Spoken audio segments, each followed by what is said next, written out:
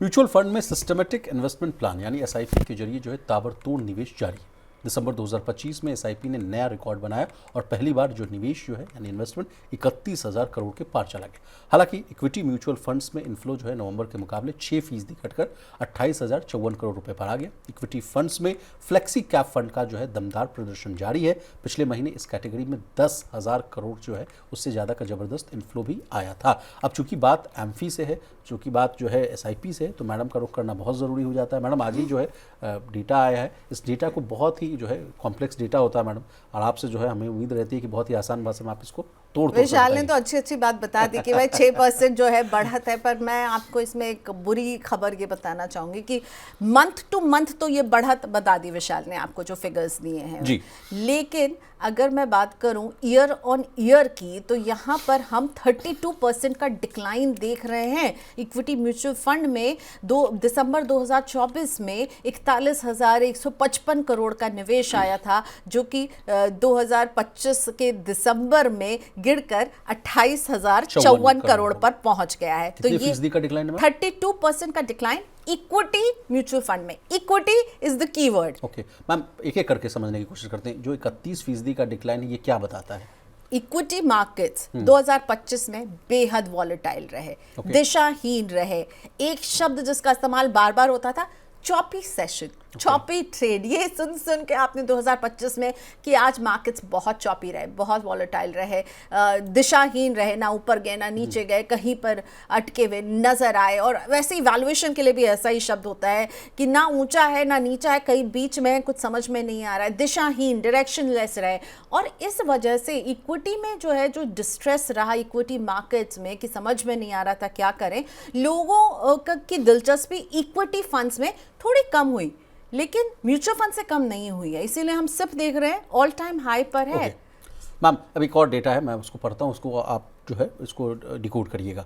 Debt mutual fund से कहा जा रहा है कि भारी निकासी की गई है। डेट म्यूचुअल फंड जैसे कि बॉन्ड हो गया, लिक्विड फंड हो गया, उसमें से निवेशकों ने बड़ी रकम जो है वो निकाली है। दिसंबर में डेट फंड से 1.32 लाख करोड़ से ज़्यादा की निकासी हुई है। नवंबर में जो विड्रॉल था वो सिर्फ मात्र 25,693 करोड़ था। इस डेटा को मैं कैसे पढ़ूँ, समझूँ? सर, डेट म्यूचुअल फंड में लोग शॉर्ट टर्म के लिए पैसा पार्क करते हैं, ठीक है। एडवांस टैक्स की किस्तों का भरने का ये सीजन है, तो ये सीजनल फैक्टर है जो डेट म्यूचुअल फंड में हमें हर 3 महीने में दिखता है, जब लोगों को पैसा निकालना होता है अपने एडवांस टैक्स की लाइबिलिटी को देने के लिए। इतनी चिंताजनक बात नहीं है डेट म्यूचुअल फंड को लेकर के। देखिए, आप ही ने कल खबर बताई थी मनी सेंट्रल में कि जियो ब्लैक रॉक जो है 2 नए डेट फंड्स लेकर आ रहा है। तो डेट फंड्स में चिंता की ऐसी कोई बात नहीं है, लोग वहां पे शॉर्ट टर्म के लिए पैसा पार्क करते हैं और इसलिए वहां से पैसा निकाल रहे हैं। इक्विटी में हमने आपको समझा दिया कि भाई मार्केट्स बड़े वॉलेटाइल रहे, तो पूरे साल का अगर हम आंकड़ा देखेंगे तो 2024 के कंपैरिजन में 2025 में यहाँ पे गिरावट आई है।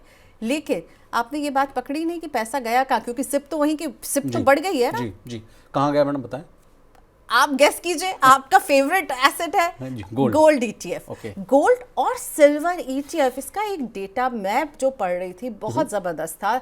एम्फी पर ही ये डेटा मुझे मिला था कि जब हमने 2025 की शुरुआत की थी जनवरी में, तब 57,000 करोड़ का सिल्वर और गोल्ड का कंबाइंड एयूएम था। ये इतना पैसा लोगों ने लगाया था। लेकिन उसके बाद देखिए क्या हुआ, सितंबर 2025 में, क्योंकि गोल्ड भागना शुरू हुआ और लोगों ने गोल्ड में पैसा लगाना शुरू कर दिया। 1 लाख करोड़ के एयूएम पर हम पहुंच गए गोल्ड और सिल्वर के। लेकिन सितंबर से दिसंबर केवल 4 महीने में गोल्ड और सिल्वर का कंबाइंड एयूएम जो है वो 2 लाख करोड़ पर पहुंच गया, ठीक डबल हो गया, 2 ट्रिलियन पर पहुंचते हुए हमने देखा। तो गोल्ड और सिल्वर आंखों के तारा बन गए लोगों के। सबने जो है जबरदस्त गोल्ड के ईटीएफ और गोल्ड के फंड ऑफ फंड में सिप किया। जो गोल्ड के फंड ऑफ फंड होते हैं ना, वो बेसिकली ईटीएफ में निवेश करते हैं और आपको सिप का ऑप्शन देते हैं। गोल्ड के जो ईटीएफ है वो आप डीमैट अकाउंट बना करके आप स्टॉक एक्सचेंज में जैसे स्टॉक खरीदते हैं वैसे खरीदते हैं। लेकिन फंड ऑफ फंड्स, और इस साल के दौरान मैंने ये भी नोट किया कि पहले क्या होता था, कंपनियां लाती थी गोल्ड फंड ले आई, एक सिल्वर फंड ले आई, एक सिल्वर ईटीएफ और फंड ले, लेकिन इस बार कंबाइन गोल्ड एंड सिल्वर। हाँ, मैं माफ़ी चाहूँगा, आपको रोक रहा हूँ। एडलवाइस की जो सीईओ हैं राधिका मैडम, वो भी एक बात कहती हुई दिख रही थी कि जानते हैं, जब मैं एक फंड लाई थी उस समय 50 करोड़ 10 करोड़ 20 करोड़ के आसपास भी पैसे नहीं आते थे सिल्वर और गोल्ड वाले, अगर मैं ETF लाती थी या कोई फंड्स लाती थी तो।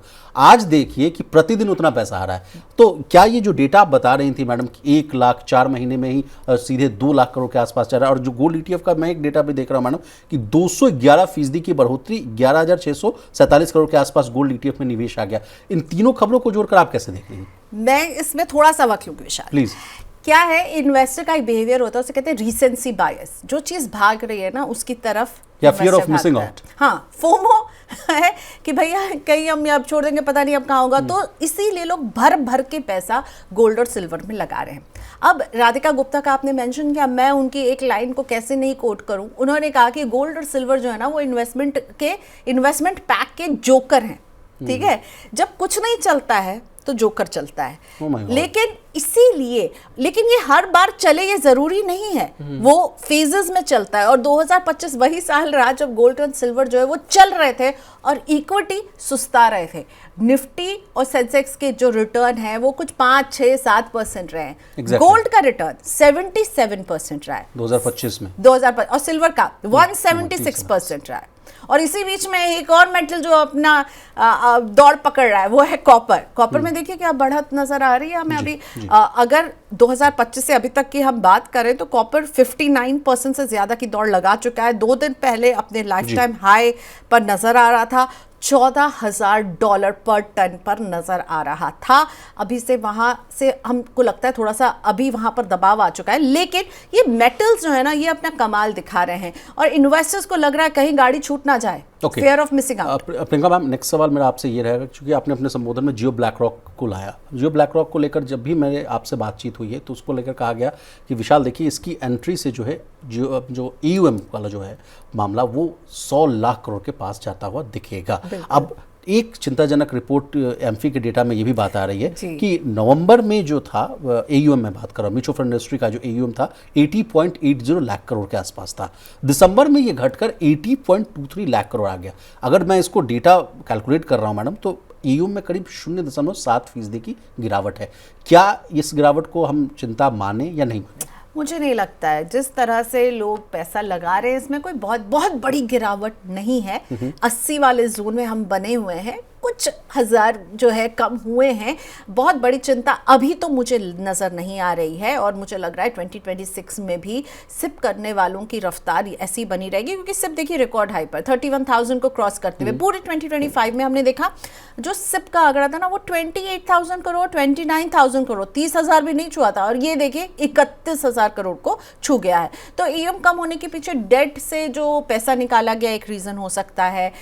ELSS और डिविडेंड यील्ड फंड ने अच्छा नहीं किया, ये ट्रेडिशन पूरे साल ही जारी रहा। सेक्टोरल और थीमेटिक फंड्स में भी लोगों ने रुचि कम दिखाई है। इक्विटी बाजार ठंडा था। गोल्ड और सिल्वर पूरी पिक्चर को कितनी देर संभालते हैं और कितना संभाल सकते हैं, लेकिन हाँ गोल्ड और सिल्वर का दबदबा अभी भी बना हुआ है ज़बरदस्त। यहाँ पर लोग जो है इन्वेस्टमेंट करते हुए नजर आ रहे हैं। और मुझे आपने जियो ब्लैक रॉक का नाम लिया, मुझे लग रहा है अगली स्कीम लगता है वो गोल्ड और सिल्वर ही लेकर आने वाले हैं, क्योंकि उनको फियर ऑफ मिसिंग आउट हो रहा है। पहले हम लोग चर्चा करते थे कि ये डेट ला रहे हैं, इक्विटी फंड्स कब लाएंगे, लेकिन फिर इक्विटी फंड्स भी आ गया। अब जिस तरह से अब जो फंड्स के लोग लगातार उनकी तरफ से जो बाढ़ आती हुई दिख रही है। लेकिन मैम एक और डेटा है, माफ कीजिएगा कि आपको मैं इरिटेट कर रहा हूँ, पिछले 1 साल की जो इक्विटी म्यूचुअल फंड का जो ट्रेंड है वो क्या बताता है, वो भी मैं आपसे जानना चाहता हूँ। बिल्कुल इरिटेट नहीं कर रहे हैं आप विशाल, ये बता रहा है कि सिप को लेकर के ना मुझे बहुत खुशी होती है ये बताते हुए कि मनी 9 ने भी एक बहुत इंपॉर्टेंट रोल प्ले किया है। ठीक है, सिप को लेकर के लोगों में समझ बढ़ी है। पहले जब कोई सिप कहता था ना तो हमें बार बार समझाना पड़ता था SIP यानी सिस्टमैटिक इन्वेस्टमेंट प्लान, और 2025 वही साल रहा है जब हमने देखा है कि लोगों ने ये DII इन्वेस्टर्स थे जिन्होंने बाजारों को संभाले रखा। ठीक है, चाहे हम धीरे पेस से बढ़े लेकिन हम नेगेटिव जोन में नहीं आए 2025 में। ठीक है, और ये डोमेस्टिक इन्वेस्टर्स का पैसा आता रहा, FIIs निकालते रहे, लेकिन DIIs जो है वो निवेश करते रहे, और ये रिटेल इन्वेस्टर्स अपना पैसा हर महीने लगाते रहे। पूरे 2025 में मुझे कोई एक महीना याद नहीं है जब हमने शार्प डिक्लाइन देखा हो इक्विटी म्यूचुअल फंड में आने वाले पैसों का या सिप में आने वाले पैसों का। हमेशा हमने बढ़त देखी है। अभी भी जो हम डिक्लाइन देख रहे हैं दिसंबर से इस दिसंबर तक के बीच में आप समझिए कि इस बीच में टर्मोइल कितना रहा है बाजार में और वॉलेटाइल कितने रहे हैं बाजार में, लेकिन निवेशक जो है वो समझ रहा है लॉन्ग टर्म प्लानिंग के लिए बहुत ज़रूरी है इक्विटी में पार्टिसिपेट करना है, पर सीधा शेयर मार्केट के जरिए नहीं करना है। तो इक्विटी म्यूचुअल फंड एक अच्छा उनको प्रोडक्ट दे रहे हैं जिसके जरिए वो इक्विटी में पार्टिसिपेट कर रहे हैं, इन्फ्लेशन बीटिंग रिटर्न के लिए इस तरह के प्रोडक्ट को वो चुन रहे हैं। जी मैम, आपसे जो ट्रेंड की मैं बात कर रहा था, देखिए एक डेटा है मैम कि जुलाई 2025 में सबसे ज़्यादा निवेश आया था, मैम इक्विटी म्यूचुअल फंड की बात कर रहा हूँ, 42,702 करोड़। अगस्त और अक्टूबर में इसमें तेज गिरावट आई और दिसंबर 2025 में भी जो निवेश है वो नवंबर के मुकाबले कम रहा। मैं आपसे आसान भाषा में ये जानना चाहता हूँ कि क्यों आई ये गिरावट मैडम, और जो हाई था जो 42,000 के आसपास था उससे हम लोग अभी क्यों नीचे?